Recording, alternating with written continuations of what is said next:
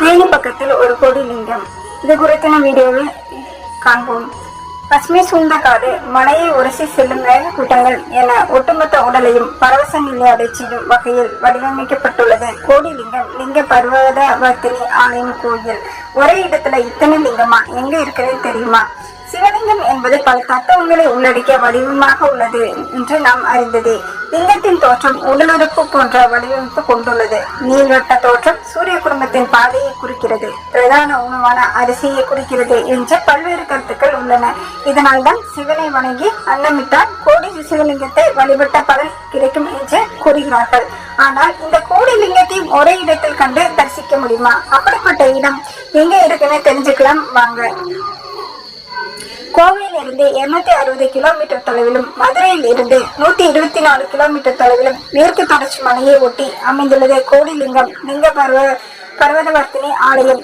பசுமை சூழ்ந்த காடு, மலையை உரிசி செவரசி செல்லும் மேக கூட்டங்கள் என ஒட்டுமொத்த உடலையும் பரவச நிலையடைய செய்யும் வகையில் வடிவமைக்கப்பட்டுள்ளது இந்த கோயில்.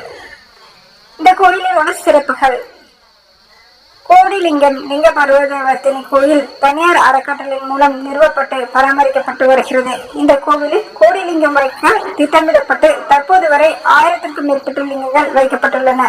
மேலும் இந்த கோவிலில் பல லிங்கங்களை வைக்க பணிகள் நடைபெற்று வருகிறது. புண்ணியதானம். சுருளிமலை தொடரில் தேவர்களும் 83,000 ரிஷிகளும் தங்கியிருந்ததாக கருதப்படும் கைலாய மலை குகை இருப்பதால் புண்ணியதானம் செய்யப்படுவது வழக்கம். இறந்தவரின் ஆன்மா சாந்தி அடைய அவர்கள் உதவுவார்கள் என்று நம்பப்படுகிறது.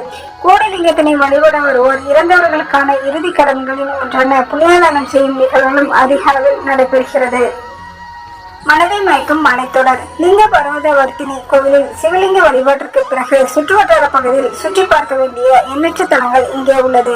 சுருளி அருவி, கும்பகர அருவி, மேகமலை, போடிமெட்டு, வெள்ளிமலை, முல்லை பெரியார் அணை, சோத்துப்பாறை அணை உள்ளிட்ட இடங்கள் இப்பகுதியில் புகழ்பெற்ற சுற்றுலா தலங்களாக திகழ்ந்து வருகின்றன. முதலில் பார்க்கும் சுருளி அருவி.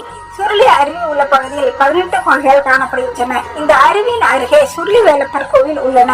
சுமார் 40 அடி உயரம் கொண்ட இந்த அருவியில் ஜூன் மாதம் முதல் அக்டோபர் மாதங்களில் நீர்வார்த்து அதிக அளவில் காணப்படும். கீழ் சுருளி, மேல் சுருளி என இரு பகுதிகளாக பிரிக்கப்பட்டுள்ள இந்த அருவியில் மேற்கு தொடர்ச்சி மலை பகுதியில் உருவாகி மூலிகைகள் நிறைந்ததாக கொட்டும் நீர் புத்துணர்ச்சி அளிப்பதோடு நோய்களையும் தீர்க்கும் வல்லமை கொண்டுள்ளது. இரண்டாவதாக கும்பகர அருவி. சுருளி அருவியில் இருந்து சுமார் 71 கிலோமீட்டர் தொலைவில் கொடைக்கானல் மலையடிவார பகுதியில் அமைந்துள்ளது கும்பகர அருவி. இயற்கை சூழல் நிறைந்த கும்பகரை நீர்வீழ்ச்சி பகுதியில் இந்த நீர்வீழ்ச்சியை தவிர வழுக்குப்பாறை, உராஞ்சி கஜம், பாம்பு கஜம் என மேலும் சில நீர்வீழ்ச்சிகளும் காணப்படுகின்றது. மூன்றாவதாக மேகமலை. மேகங்கள் தவறும் மலை என்பதால் மேகமலை என்று பெயர் பெற்றது இந்த மலை. தேனி மாவட்டத்தில் உள்ள கம்பம் பள்ளத்தாக்கின் கிழக்கு பகுதியில் உயர்ந்து நிற்கும் இந்த மலைத்தொடர் ஒரு பக்கம் மேற்கு தொடர்ச்சி மலைகளாலும் மறுபக்கம் வரிசநாடு மலைத்தொடராலும் இணைந்துள்ளது. இரு மலை தொடர்களுக்கு நடுவே பசுமையான தேயிலை செடிகள் சூழ அழகான நீர்த்தேக்கங்கள் கண்டு ரசிக்க கண்கள் இரண்டு போதாது. அடுத்ததாக போடிமெட்டு. தென்னாட்டு காஷ்மீர் என்று அழைக்கப்படும் மூணாறு செல்லக்கூடிய வழியில் தமிழக கேரளாவை இணைக்கும்படி அமைந்துள்ளது போடிமெட்டு. தேனி மாவட்டத்தில் தமிழ்நாடு மற்றும் கேரளா எல்லை அருகே அமைந்துள்ளது ஒரு மலைவாழ் கிராமம் இது. இதன் மிக அருகிலேயே மூணார், மறையூர், தேக்கடி, கொடைக்கானல், இடுக்கணை உள்ளிட்ட பிரபலமான சுற்றுலா தலங்கள் அமைந்துள்ளது. எப்படி செல்ல வேண்டும்? தேனியில் இருந்து 22 கிலோமீட்டர் சமவெளியில் பயணம் செய்தால் போடிமுந்தலை அடையலாம். அங்கிருந்து 17 கொண்டை ஊசி வளைவுகள் உடைய மலைப்பகுதியை கடந்து 22 கிலோமீட்டர் பயணித்தால் போடிமெட்டு மலைப்பகுதியை அடையலாம். தேனியிலிருந்து போடிமெட்டு வழியாக 88 கிலோமீட்டர் தூரத்தில் மூணாறு உள்ளது.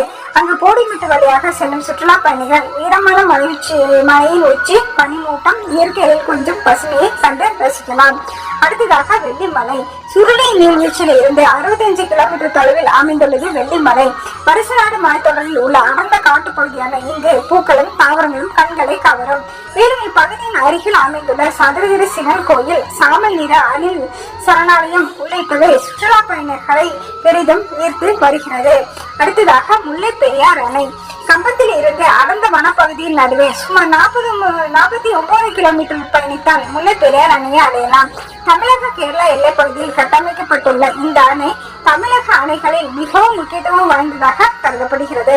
அடுத்ததாக சோத்துப்பாறை அணை.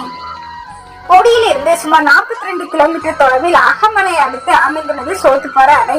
வராக ஆற்றின் குறுக்கே கட்டப்பட்டுள்ள இந்த அணையின் அருகாமையில் பெரியகுளம், தேனி, கொடைக்கானல் உள்ளிட்ட சுற்றுலா தலங்கள் உள்ளது குறிப்பிடத்தக்கது. அடுத்ததாக கொழுக்குமலை.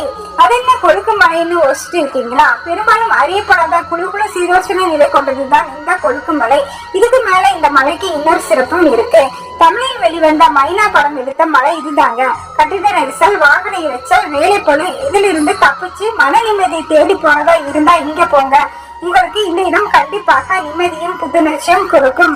அடுத்ததாக எழில் கொஞ்சம் தேக்கடி. கேரள எல்லையில் அமைந்திருக்கும் அழகான இடம் தேக்கடி. தமிழகத்தின் தேனி மாவட்டத்தின் எல்லையான குமரியிலிருந்து சுமார் 10 கிலோமீட்டர் தொலைவில் கேரளாவின் இடுக்கி மாவட்டத்தில் தேக்கடி அமைந்துள்ளது. இளைஞர்கள் மத்தியில் மிகவும் பிரபலமான சுற்றுலா தலமாக இப்பகுதி விளங்குகிறது. அடுத்ததாக வனவிலங்கு சரணாலயம். தேக்கடியில் சுமார் 675 சதுர கிலோமீட்டர் பரப்பளவில் அமைந்துள்ள வனவிலங்கு சரணாலயம் சுற்றுலா பயணிகளுக்கு மேலும் மகிழ்ச்சி தரும் பகுதியாகும். பச்சை பசலென பறந்து விரிந்து கிடக்கும் இந்த சரணாலயத்தில் யானைகள், காட்டெருமை, மான்கள், குரங்குகள் என பல வனவிலங்குகள் கூட்டமாக திரிவதை பார்க்கலாம். அடுத்ததாக யானை சவாரி. தேக்கடியை நோக்கி சுற்றுலா பயணிகள் படையெடுப்பிற்கு முக்கிய காரணம் யானை சவாரியும் ஒன்று. பசுமையில் இருந்த அகழ்காட்டின் நடுவே யானை மீது அமர்ந்து கம்பீரமாக பயணம் செய்ய யார்தான் விரும்ப மாட்டார்கள். உயரமாக நடந்து செல்லும் யானை மீது அமர்ந்து காட்டின் அழகை ரசிக்க விரும்புவோர் தேக்கடிக்கு உடனே ஒரு ட்ரிப் போக தயாராகுங்க.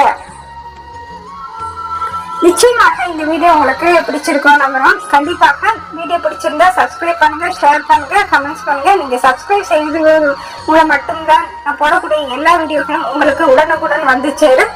மீண்டும் ஒரு நல்ல வீடியோவை சந்திப்போம். நன்றி, வணக்கம்.